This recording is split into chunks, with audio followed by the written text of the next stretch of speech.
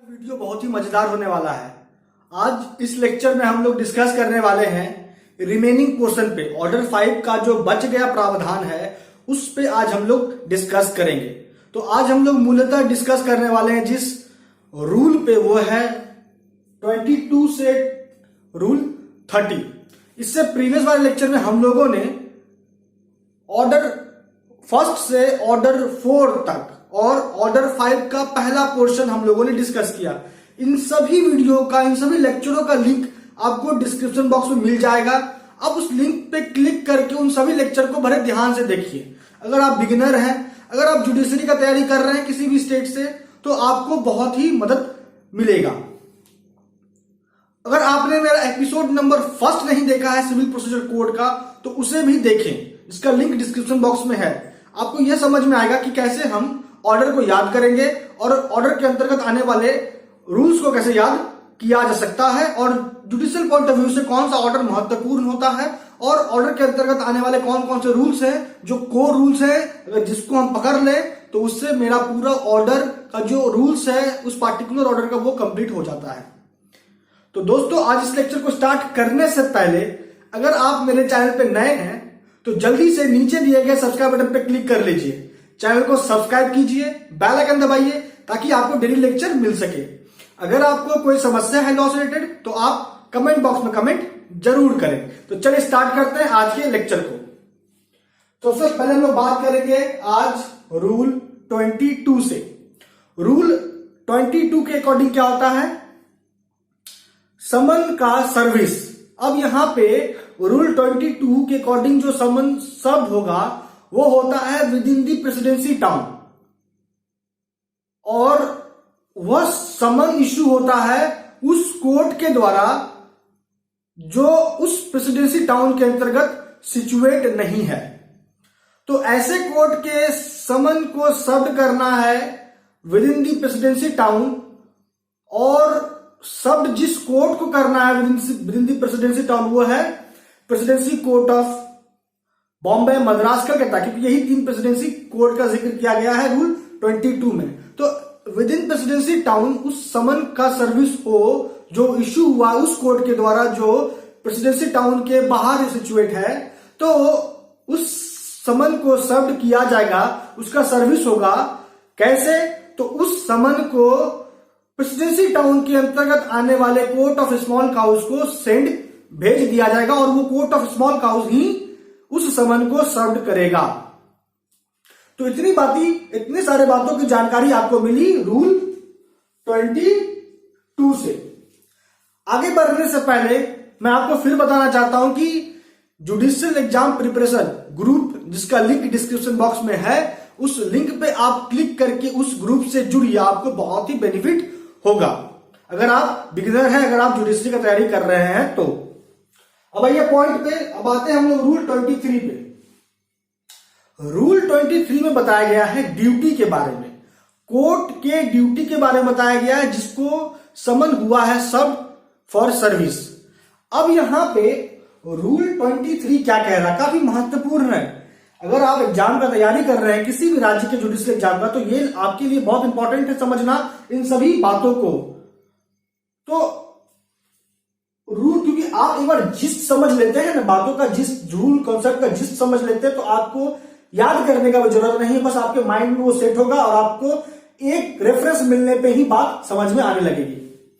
तो देखिए रूल 23 क्या कहता है, कोर्ट का ड्यूटी जिसको समन हुआ है serve for service to the defendant. तो यहां पे रूल 23 के अकॉर्डिंग जिन कोर्ट को समन हो रहा है, सर्व भेजा जा रहा है, वह कोर्ट जिसका जिक्र आपको रूल 21 में किया गया है। तो रूल 21, इससे प्रीवियस वाले लेक्चर में हम लोगों ने डिस्कस किया कि ऐसे डिफेंडेंट को कैसे सर्विस होगा समन का जो रह रहा है within the jurisdiction of another court. तो जिस कोर्ट के ज्यूरिसडिक्शन में रह रहा है, कोर्ट ऑफ इशू उस कोर्ट को समन भेज देगा for service to the defendant, rule 21। और रूल 22 में हम लोगों ने डिस्कस किया कि कोर्ट ऑफ सेशन को चला जाएगा समन सर्विस के लिए डिफेंडेंट को, अगर defendant with in the presidency town रह रहा है और वो बॉम्बे, मद्रास, कलकत्ता प्रेसिडेंसी कोर्ट के जुडिशल में रह रहा है तो। और समन का नेचर भी बताया आपको रूल 22 के अकॉर्डिंग। तो इन दो कोर्ट को 21 और 22 के अकॉर्डिंग जिन कोर्ट को समन भेजा गया है सर्विस के लिए, तो रूल 23 बताता है कि उन कोर्ट का क्या ड्यूटी होगा। तो उन कोर्ट का यह ड्यूटी होगा कि वह उस समन को सर्व करे डिफेंडेंट को उस तरीके से कि माना जाए कि वह समन उसी कोर्ट के द्वारा इश्यू हुआ है डिफेंडेंट को सर्व करने के संबंध में। तो ये हो गया रूल 23 का कंसेप्ट। आगे बढ़ते हैं, रूल आते हैं 24 पे।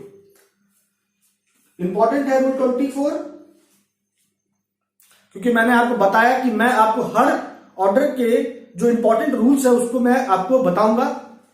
तो रूल 24 इंपॉर्टेंट है। रूल 24 में क्या हो रहा है कि अगर मान लीजिए डिफेंडेंट कहां है, प्रिजन में, सिविल प्रिजन में, और उस डिफेंडेंट को होना है समन सर्व, तो ऐसे केस में समन हो जाएगा, किसको भेज दिया जाएगा, for service to such defendant जो है सिविल प्रिजन में, तो वो भेज दिया जाएगा उस सिविल प्रिजन के ऑफिसर इंचार्ज को समन सर्व करने के संबंध में। जो कोर्ट इशू करी है समन, वह कोर्ट उस officer in charge of the prison को भेज देगी, ताकि वह ऑफिसर इंचार्ज उस डिफेंडेंट को जो उसके जेल में है, प्रिजन में है, उसको सर्व कर सके। ये हो गया रूल 24। अब आते हैं, आगे बढ़ते हैं, रूल 25 में आते हैं। रूल 25 कहता है कि मान लीजिए डिफेंडेंट को समन होना है सर्व। अब वह डिफेंडेंट भारत के अंतर्गत नहीं रहता है, भारत के बाहर रह रहा है, और ना ही उसका कोई एजेंट है जो उसके बिहाफ पे समन को एक्सेप्ट करे। तो फिर 25 कहता है रूल कि ऐसे सिचुएशन में जो समन होगा सर्व, वह उस डिफेंडेंट को डायरेक्टली सर्व हो जाएगा। अगर वो भारत के बाहर किसी अन्य कंट्री में रिसाइड कर रहा है या वॉलंटरली वर्क कर रहा है, जहां भी है, उसको जो मीन्स एंड मोड बताया गया है रूल 9 में, उसी मीन्स एंड मोड के अकॉर्डिंग उस डिफेंडेंट को डायरेक्टली समन सर्व हो जाएगा, जो भारत के जुरिस्डिक्शन के बाहर है, किसी अन्य देश में रिसाइड कर रहा है, और ना ही उसको एजेंट है। तो अब देखिए यहां इंटरेस्टिंग पॉइंट क्या है कि अगर वह डिफेंडेंट उस देश में रह रहा है जो पाकिस्तान है, उस देश में रह रहा है जो बांग्लादेश है, तो उस डिफेंडेंट को जो समन सर्व होगा, इसके लिए उस पाकिस्तान बांग्लादेश के अंतर्गत आने वाले जो सिविल कोर्ट है, हाई कोर्ट को छोड़ के, वो जिन सिविल कोर्ट के जुरिस्डिक्शन में रह रहे हैं, उस सिविल कोर्ट को समन हो जाएगा सब।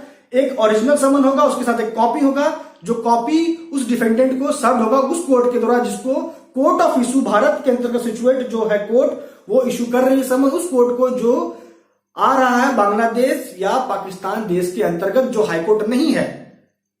ठीक है, तो ये हो गया कंसेप्ट रूल 25 का। अब इसमें एक और इंटरेस्टिंग पॉइंट क्या है कि अगर मान लीजिए वह डिफेंडेंट अगर पब्लिक ऑफिसर है, और वो अगर पब्लिक ऑफिसर है, इसका संबंध मिलिट्री, आर्मी, नेवी से नहीं है पाकिस्तान बांग्लादेश के, और वह पब्लिक ऑफिसर है रेलवे कंपनी का, या अगर लोकल अथॉरिटी जो पाकिस्तान बांग्लादेश के अंतर्गत है उनसे संबंधित है, उस पब्लिक ऑफिसर का संबंध है, तो उन पब्लिक ऑफिसर को जो यहां डिफेंडेंट है उसको भी समन सर्व कैसे होगा, तो जिस डिपार्टमेंट में वो है, उस डिपार्टमेंट का जो हेड होगा उसको समन और उसका एक कॉपी चला जाएगा कोर्ट के द्वारा जो इशू कर रही है, और वह हेड ऑफ द डिपार्टमेंट जो है वो समन को सर्व करेगा उस डिफेंडेंट को जो पब्लिक ऑफिसर है। क्लियर हो गया? ये हो गया आपको रूल 25। अब आगे बढ़ते हैं। रूल 26 कहता है कि जब भी समन सर्व होता है फॉरेन टेरिटरी में, तो वो दो तरीके से ही हो सकता है। तो इसके लिए या तो कोर्ट अपॉइंट करती है, माफ कीजिए, या तो अपॉइंटमेंट होता है पॉलिटिकल एजेंट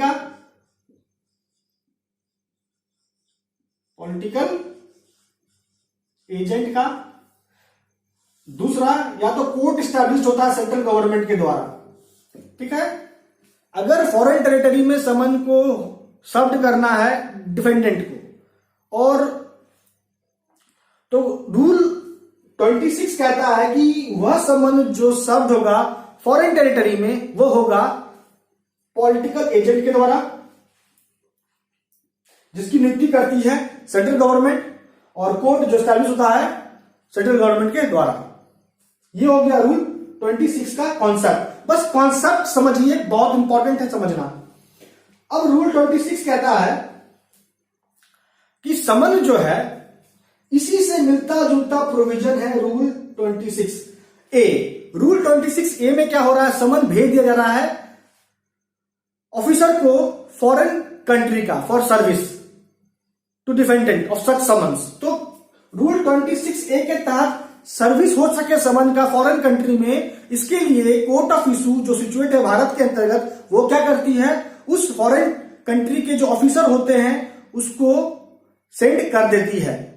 वो होंगे कौन, ये स्पेसिफाई होता है सेंट्रल गवर्नमेंट के द्वारा by notification in the official gazette. तो ये हो गया रूल 26A। अब आगे आते हैं, रूल 27 में।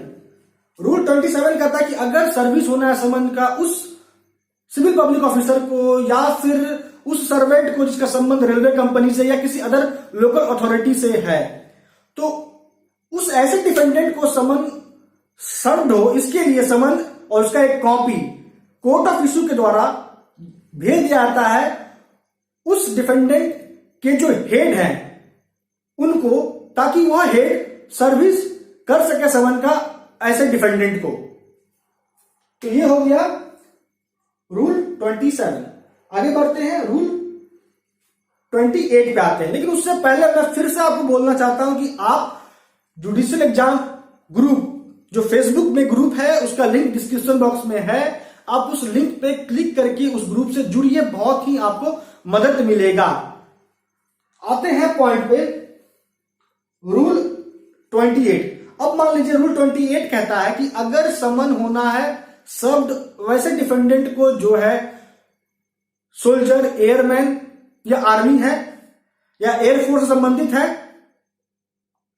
तो ऐसे डिफेंडेंट को जो समन सर्व्ड होगा, इसके लिए जो कोर्ट ऑफ इशू है, जो कोर्ट इशू कर रही है समन, वो क्या करेगी, समन और उसका एक कॉपी जो कमांडिंग ऑफिसर है उस सोल्जर, एयरमैन और जो जिसका संबंध नेवी से है, उस कमांडिंग ऑफिसर को समन भेज दिया जाएगा कोर्ट ऑफ इशू के द्वारा, ताकि वह कमांडिंग ऑफिसर सर्विस कर सके समन का उस डिफेंडेंट को जो सोल्जर है, जो सेलर है, जो आर्मी में है या जिसका संबंध एयरफोर्स से है। तो यहां पे 28 के अनुसार समन भेजा जाता है, समन का एक कॉपी कमांडिंग ऑफिसर को। ठीक है, तो ये हो गया रूल 28 का कंसेप्ट। यहां पे अब आगे बढ़ते हैं, रूल 29 में आते हैं। रूल 29 कहता है कि जो भी समन भेजा गया है रूल 24 के तहत officer in charge of the civil prison को, रूल 27 के तहत हेड ऑफ द डिपार्टमेंट को जिसके अधीनस्थ वो डिफेंडेंट काम करता है, या फिर कमांडिंग ऑफिसर को रूल 28 के तहत। तो इन सभी व्यक्तियों का क्या ड्यूटी होगा इसके बारे में आपको जानकारी दे रहा है रूल 29। तो इन व्यक्तियों का काम है कि उस समन को सर्व करे डिफेंडेंट को और एक्नॉलेज करे कि सर्विस हो चुका है समन का कोर्ट ऑफ इशू को, जिसने समन इशू किया है उस कोर्ट को कहते हैं कोर्ट ऑफ इशू। अगर समन सर्व नहीं हो पाया तो क्यों नहीं हो पाया, कारण बताए कोर्ट को। तो यह है ड्यूटी रूल 29 के तहत इन सभी व्यक्तियों का, जिसका जिक्र 24 रूल 27 और 28 में किया गया है। अब आते हैं लास्ट रूल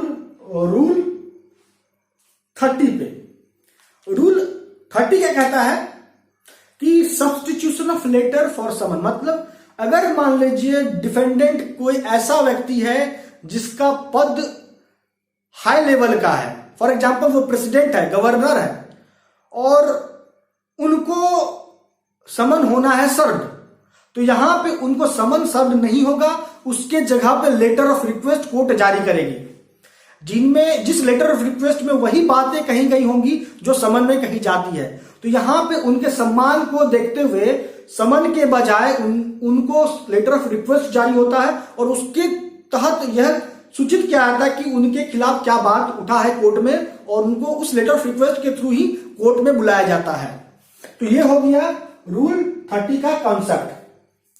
अब लेक्चर को आ चुका है कंक्लूड करने का टाइम। आज इस लेक्चर में हम लोगों ने ऑर्डर 5 के रिमेनिंग पोर्शन को कवर कर लिया और आपका ऑर्डर 5 भी क्लियर हो गया, खत्म हो गया। इस लेक्चर में जो आपको ध्यान देना है जिस रूल पे, वो है एकमात्र रूल 24। बस आपको इस रूल 24 पे ही फोकस करना है, बाकी किसी रूल पे फोकस नहीं करना। बस आपको जिस समझ लेना है बाकी रूलों का कि वो क्या एक्चुअली में कहना चाह रहा है। उसके मैंने आपको अंदर की सभी बातें बताई, लेकिन आपको याद रखने की आवश्यकता है नहीं। बस आपको फोकस रूल 24 पे ही करना है। तो दोस्तों, आज इस लेक्चर में इतना ही। आपका अब तक हमारे साथ बने रहने के लिए बहुत बहुत धन्यवाद।